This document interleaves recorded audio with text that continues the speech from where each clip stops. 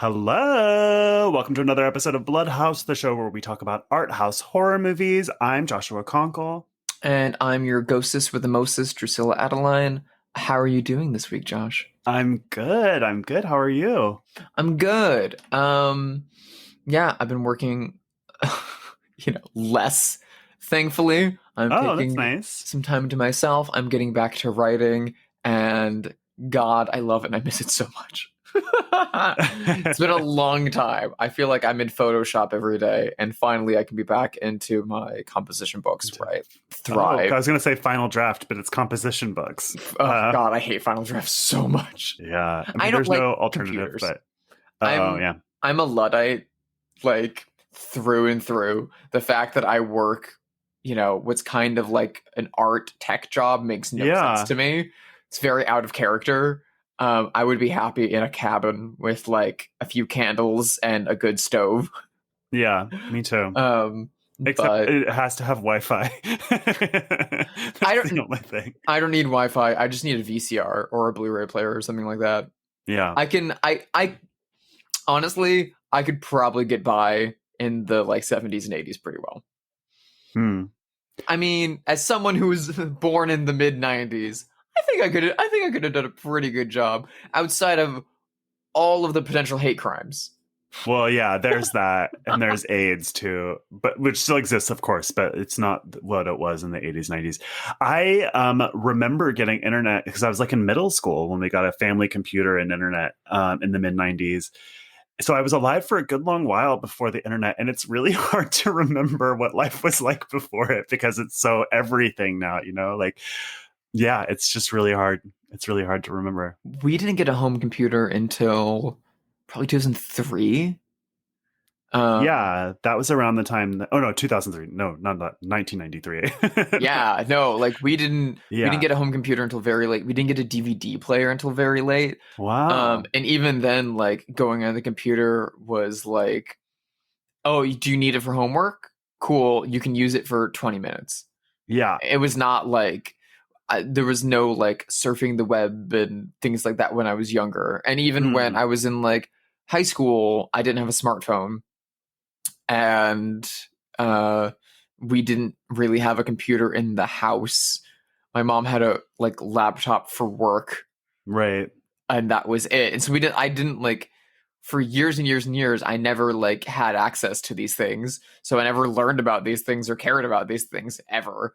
And then I went to college and they're like, yeah, you need to own a laptop and you need to like be doing all of these things. And everyone was like super proficient in like coding and like all of these apps. And I was like, y'all don't make any sense to me. I'm definitely, quote, lucky in that I got to chat to old men on AOL chat rooms and like all of those like hallmarks of 90s teendom. I think that's exactly why I wasn't given a lot of unfettered internet access for years. Yeah. Great. Yeah, great. I am truly a cave woman. It's wonderful to know that I'm an archaic weirdo. This should surprise truly no one who listens to this. It does not surprise me at all. I can't believe that you don't write on like a Victorian typewriter. Okay. I'm not going to talk about the typewriter then. I have a typewriter too. It's for decoration though. I mean, it's my former roommate was a screenwriter and he wrote everything out on a typewriter first and then he put it into Final Draft as like an editing tool.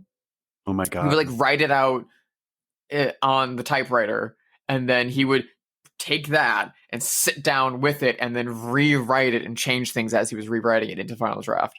Oh my God, my first screenplays were written on a typewriter when I was like in 7th grade in the early 90s before we had that family computer. And I was trying to be John Waters. And I remember writing a movie called... This is the early 90s. It was a very different time. And it was like a John Waters ripoff comedy about... I might cut all of this out of the episode. No, I want to read the script right now. I wish it still existed. I'm sure it doesn't. If you can find it or rewrite it from memory, I will direct it for free. Anyway, have you seen anything we will all be canceled this week? So I mean, part of me distancing myself from like, relaxing, calm me down, I've also watched a lot less movies, but for a different reason, which is because a friend has bullied me into starting to watch Supernatural. Oh no. The CW show. Yeah, I'm very familiar. Which is 15 seasons long. Yes.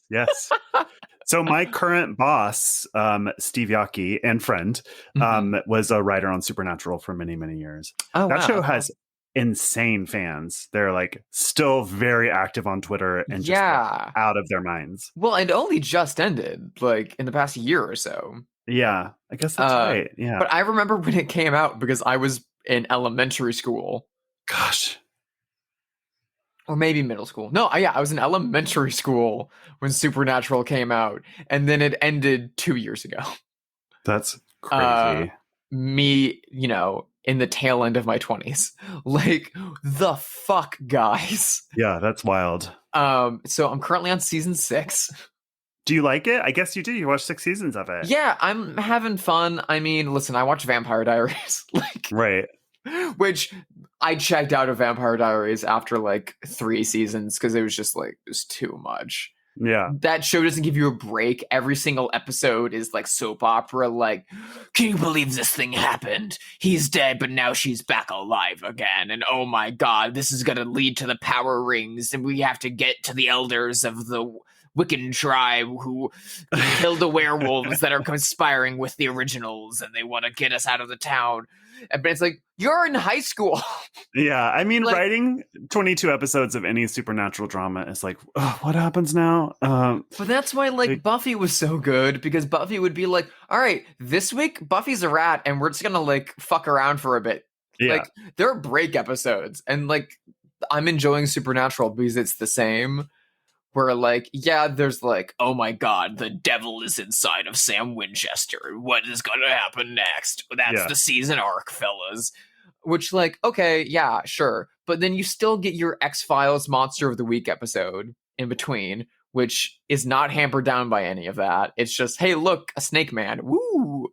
And then also, goofy, dumb episodes where, their lives are being written by a prophet who's writing books called Supernatural, and they have to go to a fan convention. What? That's crazy. Or episodes where they jump into an alternate dimension where they are Jensen Ackles and Jared Padalecki, and they are the stars of a CW TV show called Supernatural. Oh my God.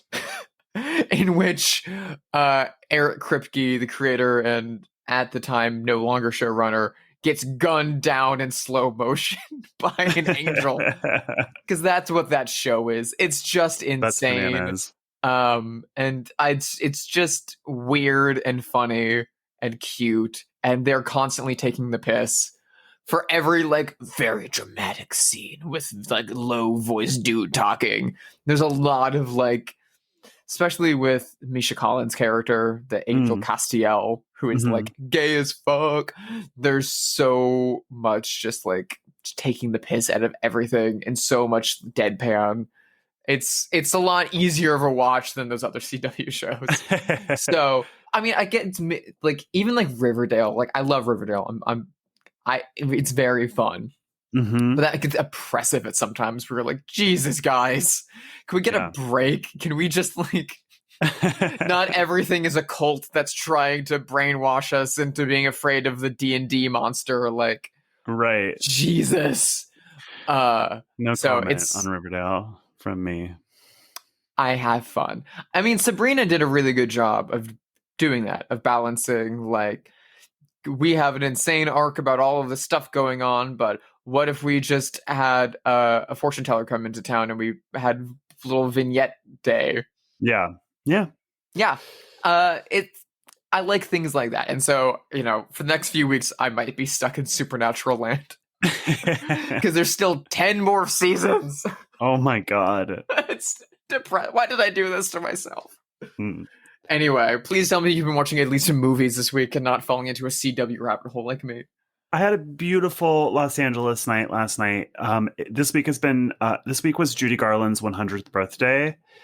And so my friend Brian did an outdoor screening of the film Summerstock, starring Judy Garland and Gene Kelly. And he lives in the hills of Silver Lake overlooking the reservoir. There's a giant outdoor screen. And so it's just so lovely. I don't know a ton about those old Hollywood musicals, but everything Gene Kelly and Judy Garland does is exquisite, of course. And it was only mildly racist for a movie from the 40s, which was a nice treat. And it was just like a really joyous evening. I still need to see Summerstock. And that sounds like one of the best ways to ever watch an old Hollywood musical. Great. It was great. And I've just had such a time with Judy Garland because Jinx Monsoon just did her on Drag Race All-Stars for Snatch Game. And it was so incredible.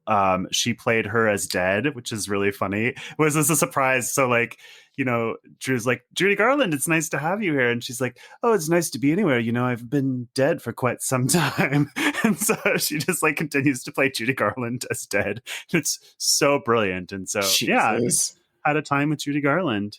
I appreciate Judy Garland. Obviously, I've seen The Wizard of Oz. Obviously, I've seen Meet Me in St. Louis, and a handful of others. But she's never been a draw for me. I'm a big fan of old Hollywood musicals. Like anything with like Fred Astaire or Gene Kelly or Ginger Rogers, like I'm in. Like they're all great. Those musicals are always more racist than any other old Hollywood movie for some reason. Yeah, I don't know. Very light on racism. I mean, as long as it didn't have a blackface number, that's easier. No blackface. It does have a hillbilly number, which is I'm from Kentucky, from the holler, so it's a little bit like not this. But yeah, it's like, I mean, look, I'm not a Judy Garland gay either, but you can't deny there's an appeal when you watch one of her movies. She's pretty good. She's great. I just like, as a Liza fan. I'm a Liza girl too, if I have to choose. I love Liza so much. I did, when we got into the car, me and Michael and Brian and our friend Nay, we got into the car and I did this joke. It's like, can we talk about how bad Judy Garland was in that movie? Because it's so, she's amazing, of course. And Gene Kelly is like, no one's hotter than Gene Kelly in the 40s, really. Oh my God. I mean, Gene Kelly at any time, even in like the 60s when he was in like Young Girls of Rochefort, like even in Xanadu in 1980, his last movie, like he's on death's door. And he's still moving. Yeah. Like, oh my God. I mean, I'm sure, but God, those movies are so good. I have such a soft spot for old Hollywood musicals, and I should see more Judy Garland movies. Yeah, me too. I just find her the same ones as you. Bland. Well, let's move on. I can't stand before the death threats come. That's crazy. I mean, I just think that she's so sensitive and vulnerable that it's appealing. It feels like if you're going into the kitchen, right, and you're thirsty and you want something to drink, and you open up the fridge and you have sparkling water in there, and you have still water in there, and you have maybe some alcoholic beverages in there, and you have some like soda and some cranberry juice and some orange juice, and you have some iced tea, and you have all these options. I feel like watching a Judy Garland movie is like picking milk. Where it's like, it reminds you of your childhood in a way, and it gets the job done, and it's like kind of cozy. More. But I could not disagree more. Milk is like Donna Reed or Patty Duke or something. I don't know what drink Judy Garland is, but like what drink goes with barbiturates. And I like Donna Reed a lot. Which drink goes with barbiturates? Because that's what Judy Garland is. Well, according to Clockwork Orange, milk. So, yeah, true. I mean, she's great. She's lovely. But I mean, when I reach into the fridge of old Hollywood actresses, I'm pulling out, Rosalind Russell or Joan Crawford or Marlena Dietrich. Or I feel like, what drink is Judy Garland? Pills. What drink is Liza Minnelli? Cocaine. Listen, fair. No time to spare. Let's get into the movie of the week. This is a fabulous Australian movie from 2008, written and directed by Joel Anderson. It's Lake Mungo. I feel like something bad is going to happen to me. It hasn't reached me yet, but it's on its way. Family and friends the normally tranquil setting of Ararat's to pay their final respects to a young woman taken too soon. 10 days after Ellie's funeral, stuff started happening around the house. Sounds seemed to come from Ellie's old room. They didn't really relent, so I thought, well, I'll just set up a camera to, I see anything. I looked back and there was footage of a figure moving across the hallway. The image was quite unsettling because it certainly looked like Alice. Won't you close your eyes? I usually video. This is a Drew pick. This is a Drew pick, which is Talk surprising because I think this is the most contemporary pick I've had. Yeah, it probably is. So I picked a movie that's not somehow sleazy 60s or 80s Euro trash. Right, yeah. What a shocker. Oh my god. It is a shocker. It doesn't feel like a Drusilla movie. It doesn't feel like one of your movies. Well, yeah, I feel like a lot of the movies that I pick are like, it's style. It's gonna be like either queer or horny or like a mystery in some way. This is very sedate. It's at a very kind of slow pace. It's very naturalistic, which is like the antithesis of my tastes. It is styled like a true crime documentary, which genius. Yeah. And it is a very sobering ghost story about grief. Yeah. It's technically a found footage film. So that's the first thing to talk about. It's our first found footage movie. Woo! And I don't know that we'll ever do another because there's not a lot of them that could be called art house. Yeah, that's true. I mean, depending on how you want to talk about Cannibal Holocaust, but I don't think either of us want to talk about Cannibal Holocaust. I'm never watching that movie, and we're never covering it. I while I was watching this, I was like, why aren't more found footage movies documentaries? Great? Yeah. Well, yes. But like it's so obvious and smart to just make a fake documentary because they're always like 5 kids went into the woods and was never seen again. These are the tapes. And it's like it can just be a documentary. It's so obvious. It's like sort of mind-boggling that that's not the norm when you watch this. I know, it's very upsetting. Because when I first watched this, it like immediately hit me of like, this is the like most genius conceit to this genre ever. How has it never been done more? I feel like, I mean, we'll get into it in a minute, but this movie didn't have a great release when it first came out. And then since then, it's got a very, prestigious cult following. But I kind of feel like no one wants to do that now because they're like, well, it's just riffing on Lake Mungo. Lake Mungo did. But it's like so common in comedies, for instance, to do a mockumentary. So much so that you would never call one a ripoff of another because it's so ubiquitous and such an accepted trope. And so it just seems obvious, and it's just bewildering that it's not the norm for found footage movies.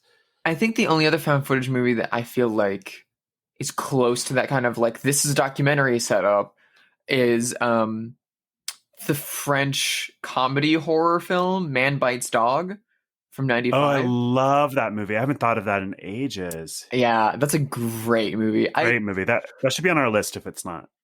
That movie was in my dream last night. Oh, weird. Anyway, which is very weird. I don't know why. I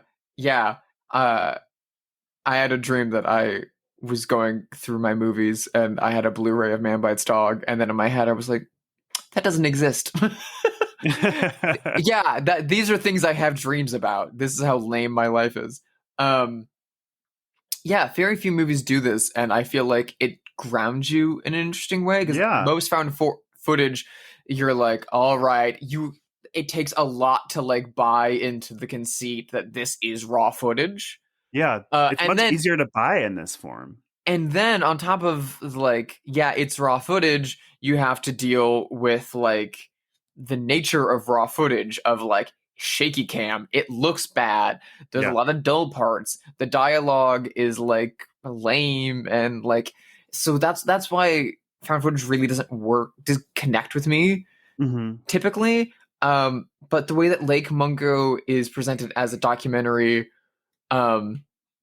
uses the storytelling tropes of documentary to kind of feel more truthful and real. Because when I see someone running through a woods with a camera, I'm like, well, that's fake. But when you have someone who is like very respectable sitting at his job as like an architect in Australia talking about how painful it was to lose his daughter, you're like, oh my God. Yeah. This is real. It really gets into the like human perception of art and medium and like what we engage with more and the way that we are kind of like fed media and film from like a generational perspective to what we think is more real. And that's part of the reason why this movie is a true pick, because it's got that kind of quality to it. And it is very stylish in its own way. It is. And well, the other reason it's a Drew pick is because this, along with two other movies, is the only thing that scares me. Ooh. There are 3 movies that legitimately scare me and consistently scare me. That like, yeah, I've seen them before. Every single time I put it on, I'm still as scared, if not more scared than the first time I saw it. What are the other 2? Tobe Hooper's Texas Chainsaw Massacre. Yep. Because the dinner scene and Grandpa. Mm-hmm. Bob Clark's Black Christmas. That movie is the scariest movie to me. That is this, yeah. Billy is the so ending scary. of that movie, yeah. And then Lake Mungo. Got it. Yeah. Well, let me do a synopsis of this. Such as it is, as Drew has mentioned, it is a mockumentary, but not a comedy. It's a small town in Western Australia. A 16-year-old girl named Alice Palmer ostensibly drowns on a family outing to a dam in their small town. And her teenage brother, Matthew, starts setting up video cameras around the house to record what seems to be a haunting by Alice, but it's not what you think, and it unravels from there. They consult a psychic named Ray for a while, and there's just all kinds of twists and turns in this movie. It really surprises you, and it's not a very predictable movie, but ostensibly it's a found footage documentary about a family that seems to be haunted by the teenage daughter, Alice, who's drowned in the dam. Mm-hmm. That's a great setup. What I think this movie does beautifully, and why I love discussing this movie, but not with people who haven't seen it at length yet, is that this movie feels like a magic trick. Yeah. In that there's a lot of sleight of hand happening on part of the filmmakers, of showing you something that's objectively scary and like bringing you in at a certain rhythm. It's very hypnotic, this movie. Yes, very. Which is another one of the things that I love about it. And kind of getting you in this headspace to think about these things and to start showing you and kind of giving you like an auditory presentation of some of these things. So you start to buy into them, and then it very quickly kind of like pulls back and it's like, no, never mind. It's okay. It's fine. We're all safe. We're staying skeptical. We're staying skeptical. It's all going to be good. And then it keeps pulling the wool over your eyes and giving you these false senses of security. And the fact that the denouement of this movie was filmed, and the scariest thing in the movie was filmed on a early 2000s flip phone camera. Yeah. And it looks like it. I mean, they actually filmed it on a flip phone camera. And it is beyond grainy. It is beyond pixelated. And it's dark. It's at night. It's hard to see. But then it's very obvious to see what you're seeing. And the implications are, as scary as it is the like emotional implications of it are so fucked up. Yeah, I really appreciated how unpredictable this was, because every time you think you know what this is, it pulls the rug out from under you. It reminded me a little bit of a real documentary called Tickled, which is like an insane documentary that is so wildly unpredictable. And similarly, every time you think you know what's happening, it zags and you're like, oh, it's this completely different thing. And it just does that to you over and over and over again in a way that's like pretty terrifying. I mean, there are moments in this where I was legitimately scared as well. Yeah. I think the Three Identical Strangers documentary is a similar one too, where that's a real story. And you're like, oh, this is a fun thing about brothers who found each other. And then it's like, nope, other people knew about this. Well, why weren't they telling them? And you find out the other thing and you're like, holy shit, that's fucked up. Yeah. This is sort of an Australian outback kind of horror movie. And it struck me how many Australian movies are sort of like man versus nature in a way. This one has it very subtly because of the Lake Mungo aspect of it. But it's just like something that's really striking about Australian cinema to me. Most of this movie is presented as just kind of tableau interviews with people from Alice's life. And one of the people they interview is her boyfriend. And he's literally standing at the top of a small hill next to a giant rock. And he's just wearing like a band t-shirt or something, talking about the last time that he was texting her and trying to call her. And the entire time I'm watching that, I'm like, picnic at Hanging Rock, picnic at Hanging Rock, picnic at Hanging Rock. Yeah, I kept thinking, like, why is this movie called Lake Mungo? Because it's not set there. And then in she drowns in a lake, but she doesn't drown in Lake Mungo. No, and in fact, Lake Mungo is central to the heart of the mystery and comes like near the third act, if not in the third act. But I looked it up, and Lake Mungo is a lake that's been drying up for 10,000 years. It was once a very deep giant lake in the Ice Age, but since the Ice Age has been drying up. So it's very strange looking. It is like Picnic at Hanging Rock in that, like Hanging Rock, it's just a natural anomaly that feels very unearthly, like it's like a different planet basically. Mm-hmm. And so the pivotal moment in Alice's story happens there on a school trip, like very late into the movie, but it's important enough that they named the movie after it. Well, also like Picnic at Hanging Rock, it is teenagers going on a school trip to visit this weird oddity of Australian nature and architecture, and just kind of like it's totally arid. It looks like World War I trenches. Yeah, it looks like a mini version of the Grand Canyon. Like the second that this was over, I texted Drusilla, double feature of Lake Mungo and Picnic at Hanging Rock, and she was like, absolutely. Yeah, very much so. They are very different movies, and of course their form, their execution, and their ideas. Yeah. But they're super similar, especially in their tone and their pace. Mm-hmm. And just the... Yeah, I mean, I don't know. It's getting into spoiler territory if we talk about some aspects of their overlap, but this the way that this film handles ghosts, both in the way that it talks about them from a metaphysical perspective and in the way that they are presented within the film, is very similar to something that we were talking about last week, which is Mike Flanagan's Haunting of Hill House. Yes. Haunting of Hill House cribs a lot from Lake Mungo.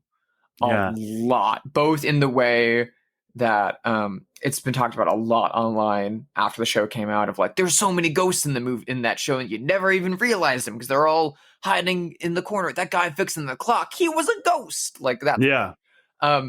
That's it. Like some of the scariest parts in Lake Mungo. You'll just be sitting watching a scene of the house, and then you'll realize that you've been watching the static shot the entire time, that there's been something in the corner the entire time that you did not know was there. I think I've referenced this moment before, but it's a lot like the Twin Peaks pilot when the mom is remembering going into Laura's room and you're looking at her point of view and she's just scanning the room over and over and over again. And then finally you see Bob like crouched under the bed or behind a chair or something. And it's so scary. It makes me shiver. Yeah, that is all of Lake Mungo. It does that a lot. that is this entire movie, and it's brilliant. The performances in this movie are also amazing, and they're really good, incredibly naturalistic. And I believe most of these actors are just like local Australian theater actors or they are non-actors in some situations. I looked it up, and he, Joel Anderson, the writer-director, rightfully and purposefully found sort of off the radar actors because, of course, this is not a movie that you can cast Nicole Kidman in and then believe that it's a documentary about a suburban housewife. You know what I mean? So it's important to the style of the movie to find actors that aren't famous. And the cast is like uniformly good. I don't think that there's a dud in here. No, and beyond that, the performances are some of the best I've seen in a horror movie in a long time. Yeah.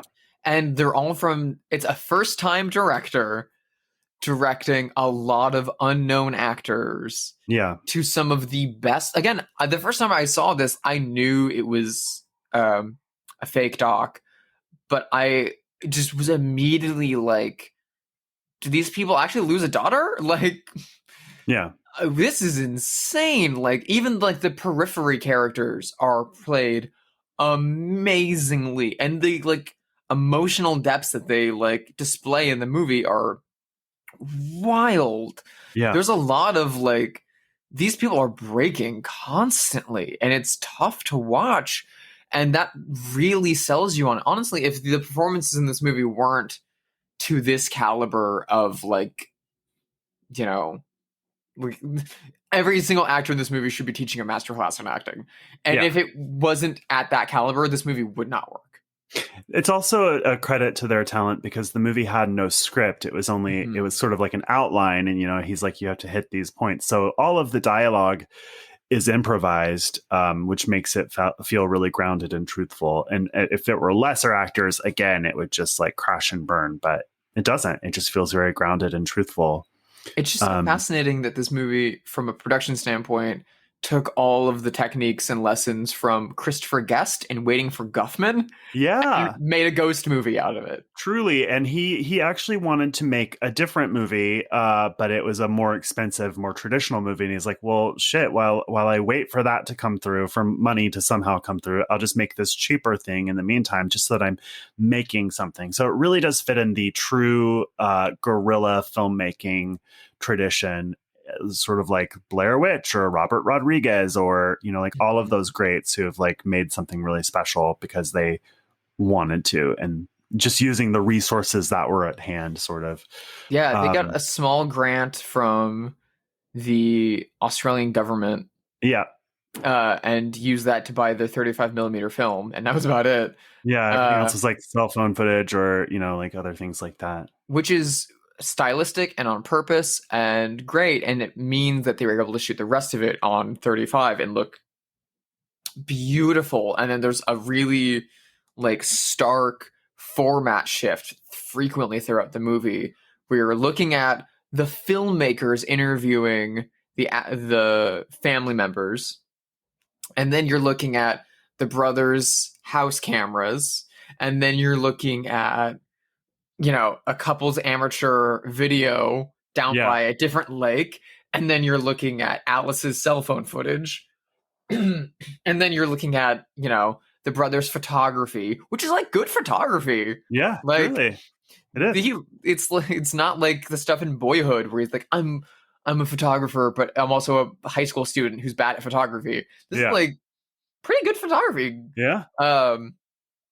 And yeah, it's the different like format aspects also sell it as like being a genuine article, because they all have not only different format styles to them, but also like different voices. Like the way that the shaky cam stuff by the couple by the lake is shot feels like your standard found footage movie, but then all of the stuff that's shot from the brothers like cameras in the house is very flat, locked off, and feels like security camera footage, like Paranormal Activity or something.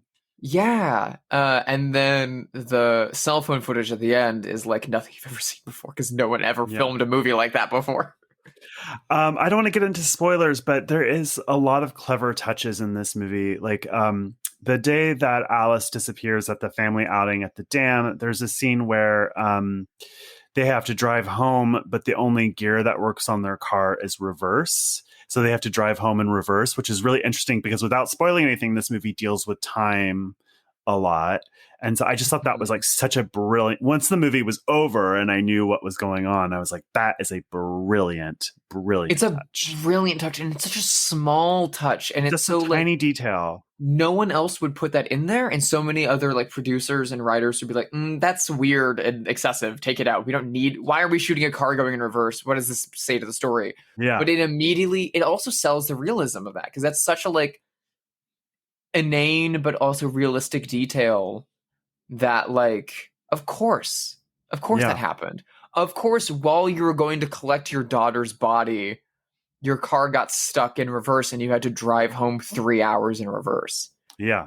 Because that's real life. Real life is weird. Real life is weird and specific and unbelievable. And that's what this movie kind of nails. It's hard to talk about this movie without spoiling things because it is a ton of different reveals. Basically, it's a series of reveals.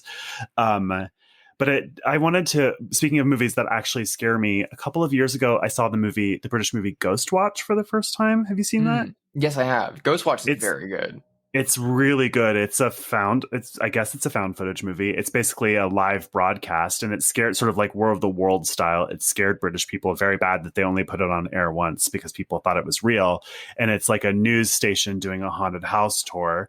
And in that movie too, there are like scenes where the journalist is outside talking to the crowd and the ghost is standing in the crowd. And you might not notice it unless you're watching it for like a second or third time. And this movie made me think of that a lot too. This movie also kind of reminds me of this is a weird poll.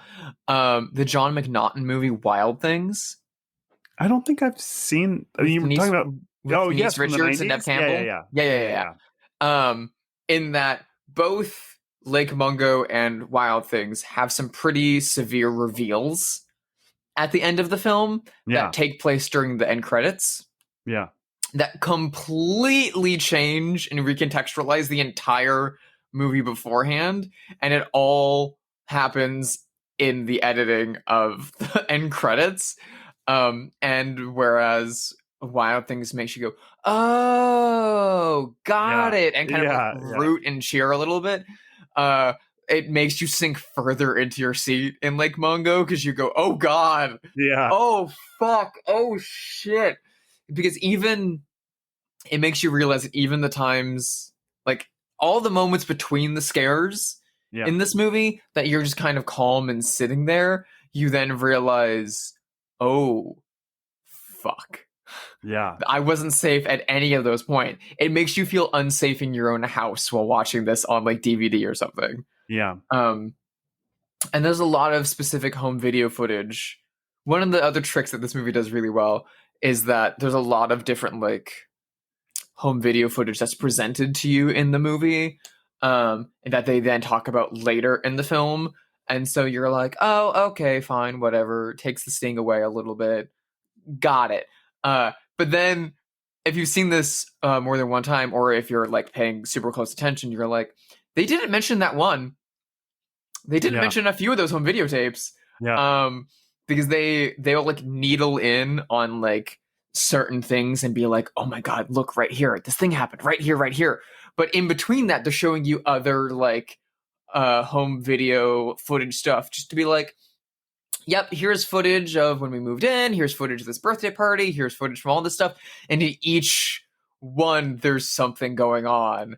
That's like pretty obvious, but the movie is just like, so here's this, but we want to talk about this thing that's in here, and you're like, no, wait, fuck. Like, it would also do the same thing with like the same piece of footage. So it'd be like, here's a scary thing in this piece of footage, and then they explain away what it is, and then 45 minutes later they're like, but here's something you should have noticed there, and it's like the same piece of footage. It's so layered, and yeah, this is a really creepy movie. It's genius, and it just like really goes to show like how much you can fit into a frame.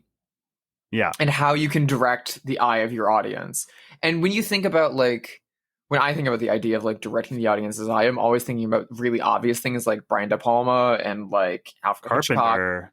Yeah, John Carpenter, in the way that it's like, you know what's important? This straight razor. Let's zoom in on it. Yeah. Let's do a split screen to show the hallway. And let's like have all of these mirrors up so we can like look at all these different vantage points and we can watch people following things and we can kind of pull your eye here and trick this and trick that. What's great about Lake Mungo is that it does all of those things, but to a like subtler degree to like show you something and direct your eye here and here and here and here. But while it's doing that, it's also intentionally directing your eye away from here and here and here.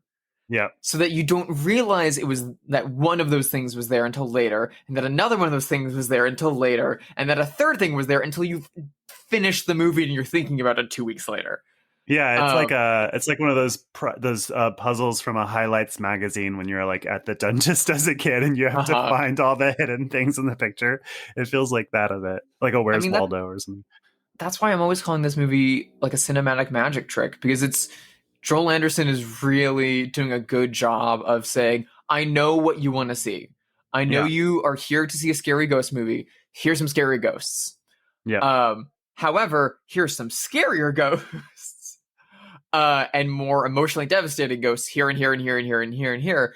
And I'm going to pull you away from them to these more magnetic. I'm going to have you look in this hand the entire time so that when you see what's in the other hand, it's going to drop the bottom out from under you so hard. Yeah. And it always works. I've seen this movie 3 or 4 times now. And I have to always take like a 6-month break from this movie. I can't be rewatching this movie a lot because it's a lot. It's challenging. Even though it's like 80 minutes. Yeah, yeah, it's very fast. Yeah, it's not like a comfort movie.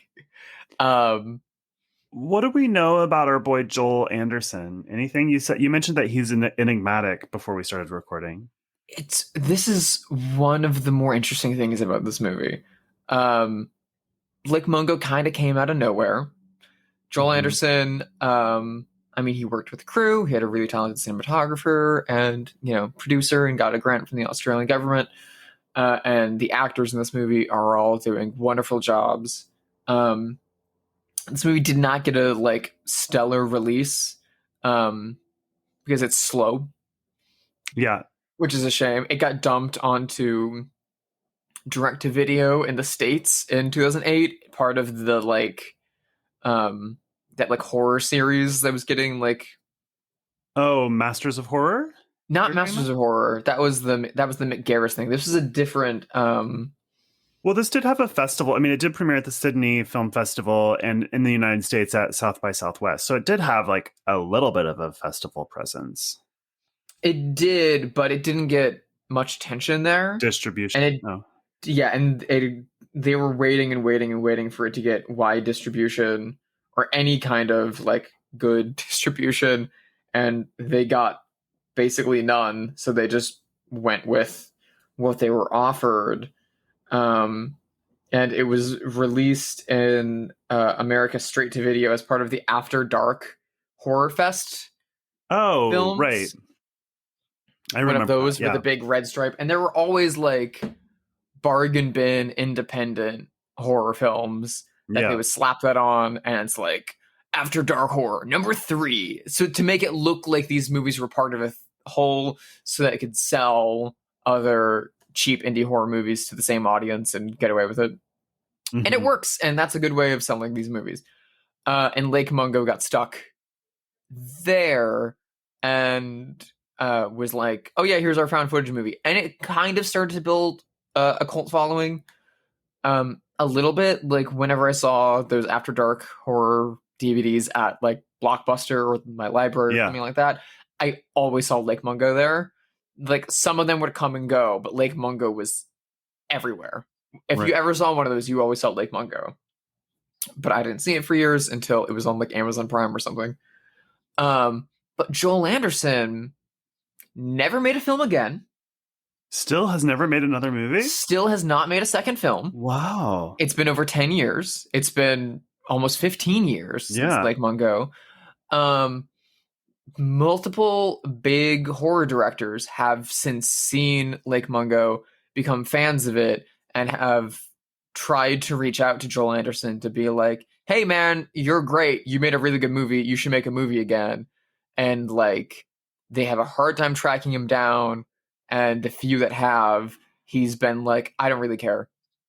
Yeah, well, sometimes people don't like making movies. He might have done this and had a really bad experience and thought like, I don't want to do that again. Which, understandable. But he made a really good one. He did. It's very good.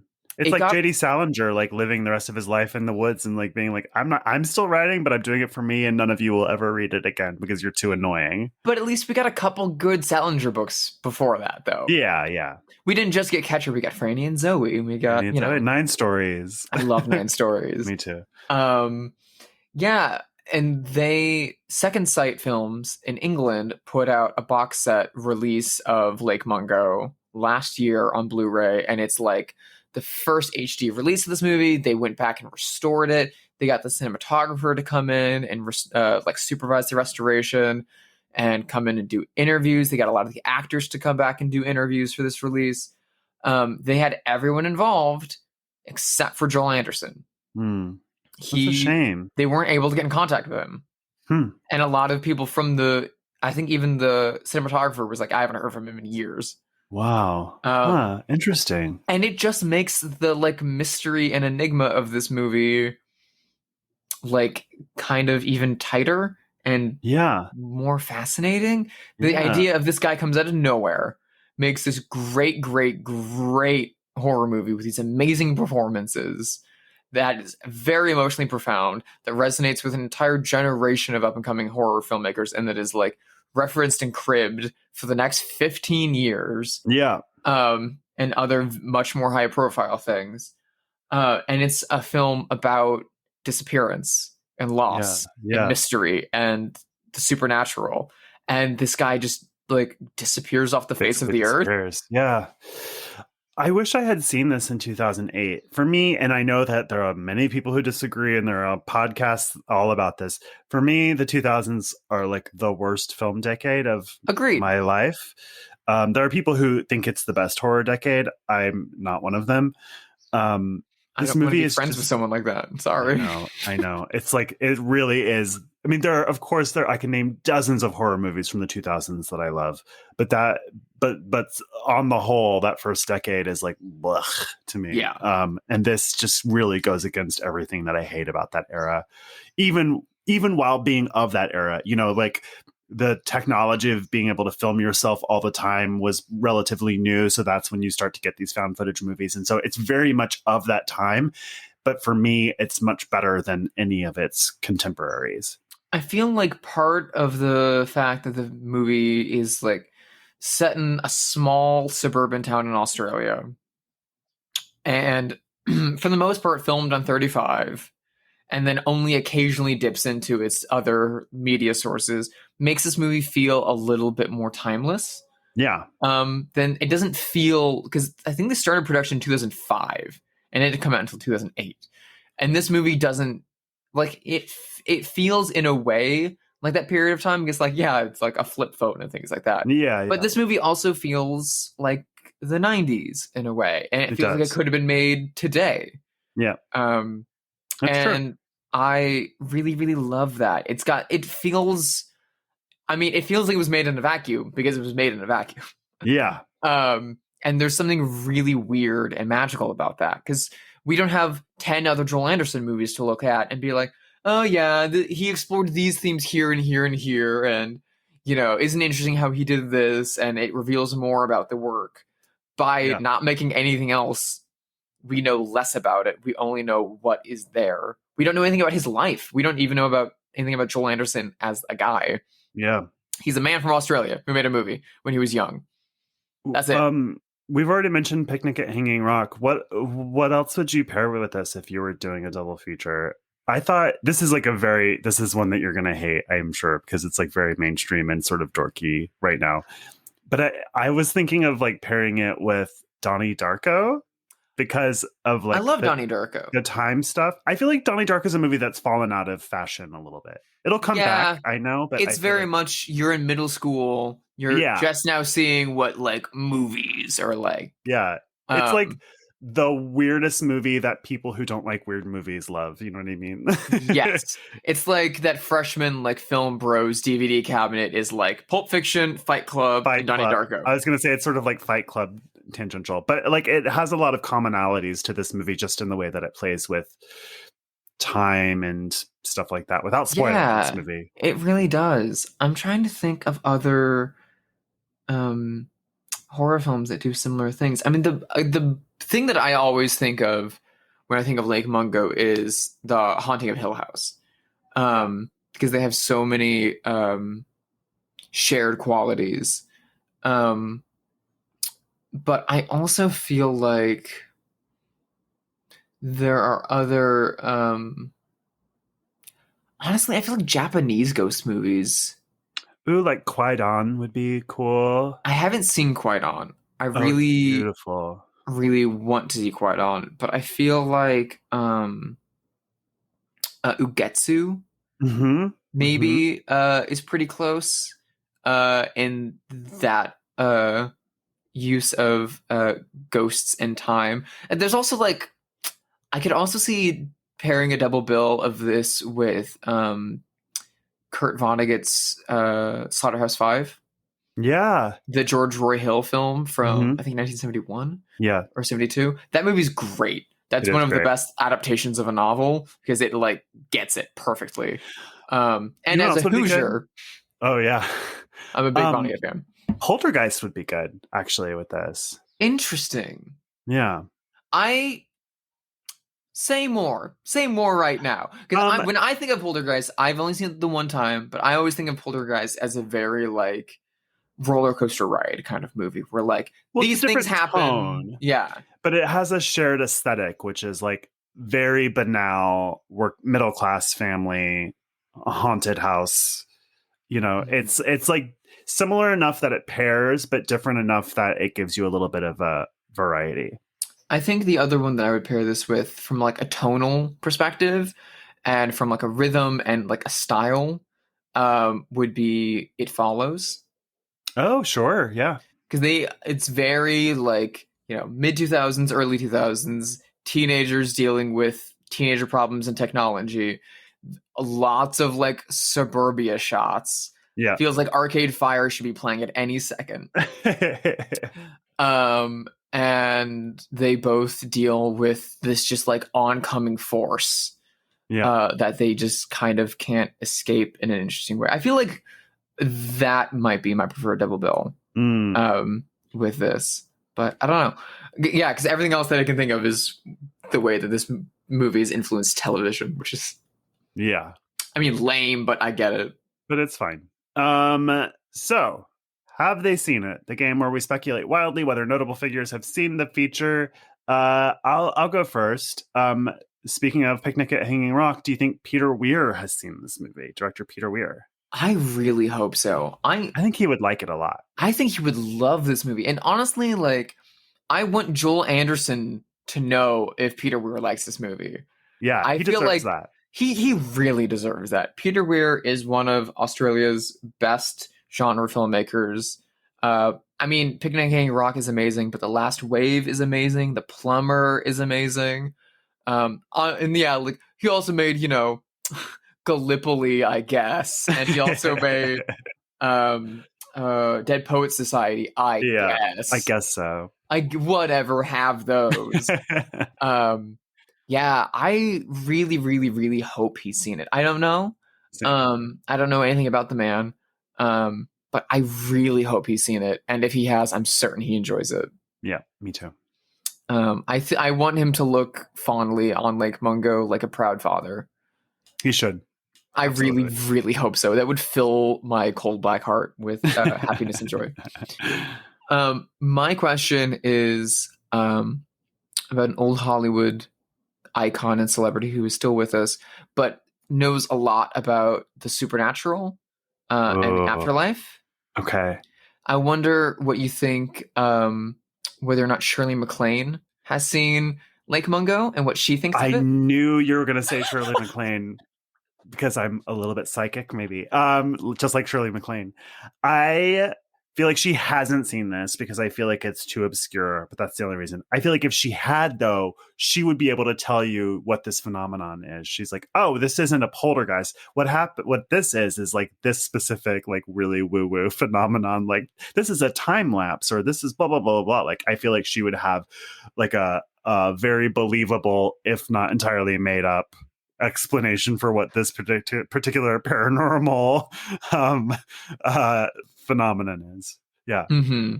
Yeah, I feel like honestly, I feel like Shirley MacLaine wouldn't be scared by this movie. I feel like Shirley MacLaine would just cry through this movie.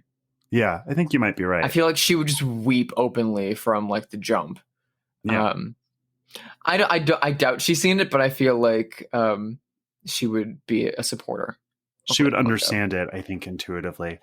She'd be a mung head like the rest of us. Mung head, oh God. I have a really annoying one. I was just trying to think of Australian people that are in the news, and I was thinking of like new lesbian, Rebel Wilson. Wait, Rebel Wilson's a lesbian? Yeah, she came out last week. Oh my God, that makes me so happy. Good for her. Yeah. She's awesome. Still really annoying. Well, yeah, I don't think I've ever seen a Rebel Wilson film, but hey, good for her. Yeah. Has she seen Lake Mungo? She's my age, so she would have been in her 20s when this came out. I feel like I know nothing about Australia. However, having said that, maybe this movie did better in Australia. Maybe this was the kind of thing that when it came out in 2008, between like 2008 and 2010, that there was a bit more of a like youth, like, oh my God, that Lake Mungo movie's nuts. Let's go see that. So maybe. Yeah. I really, really hope. I don't know how this movie's regarded in Australia. I genuinely don't know. I only know how it's regarded within the past 5 years by the internet. Right. So again, I hope so, because this movie's a fucking bomb. Yeah. I mean, I don't know if she's into horror movies. I feel like a lot of people in comedy and comedic performers don't like horror. And if you don't like horror, do not watch Lake Mungo. But one of my favorite things is to trick people to watch Lake Mungo by telling them that it is a true crime film.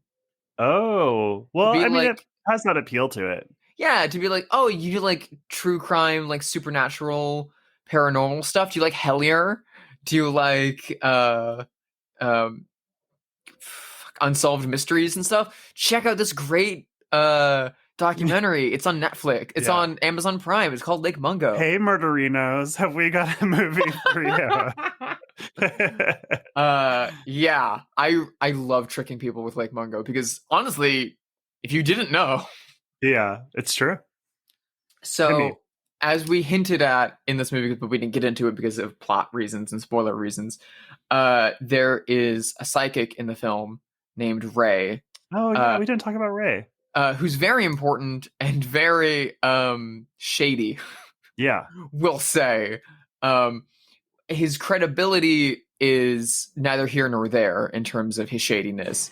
His morality, I think, is a little bit more called into question into the things that he chooses to disclose or not, I think. Yes.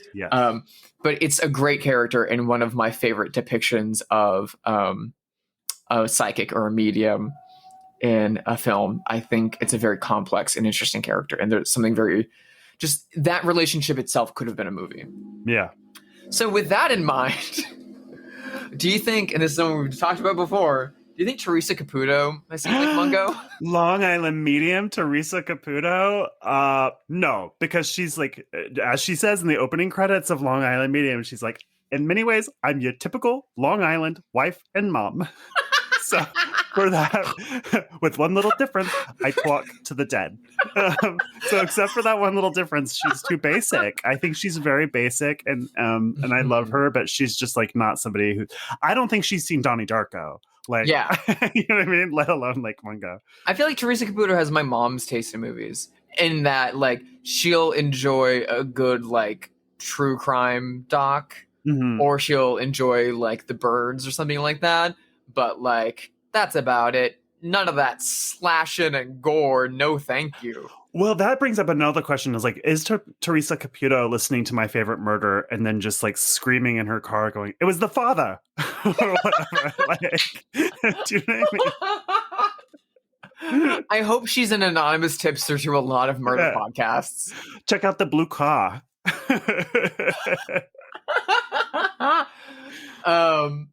Yeah. Okay. However, what do you think she would think of Ray? If for some reason someone sat her down and showed this to her, or if she was scrolling through Amazon Prime and came across this and thought it was real.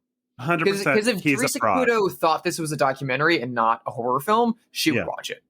She would think he's a fraud. Because he is. That's my take on that character. And I'm somebody who like believes in psychics, and depending on the movie, I'll buy it or not buy it. But I feel like the movie makes him feel like a fraud for a couple of reasons. But actually, now that you've brought that up, I thought of another genius double bill for what? Lake Mungo. Speaking of the nebulous psychic character, Frank Perry's Man on a Swing.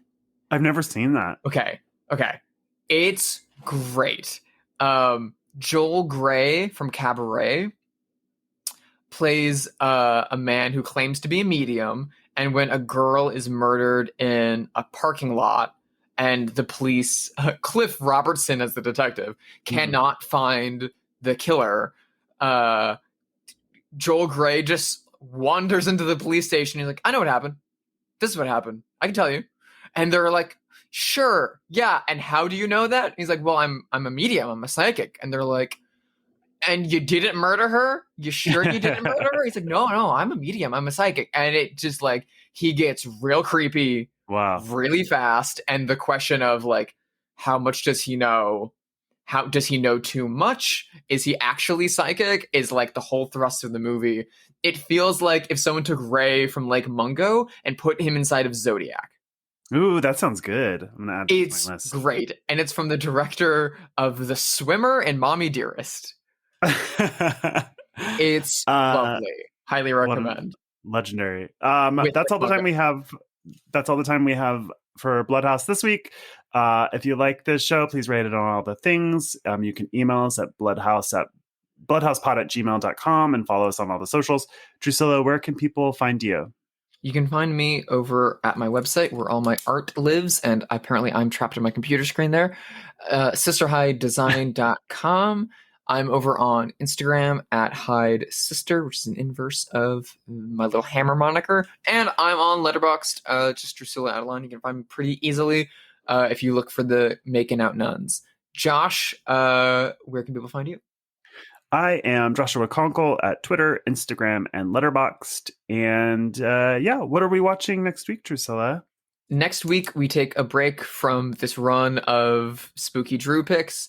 And yet we still get some nuns in the works. So I don't know. My influence is vast. We are watching Abel Ferrara's revenge masterpiece, Ms. 45. Ooh, can't wait. Good day, mate.